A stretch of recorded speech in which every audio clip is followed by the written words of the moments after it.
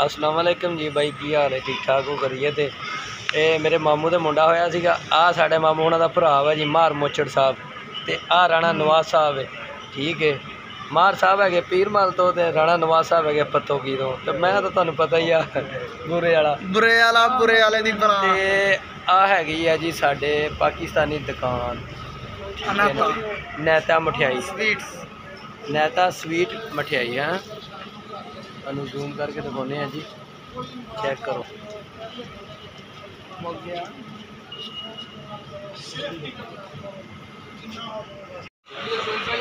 दो तीन ते दो बड़े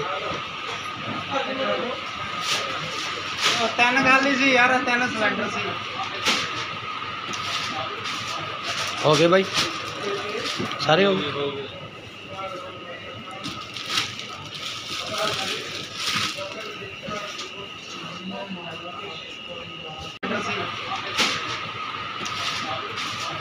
हो गए भाई, सारे हो गए।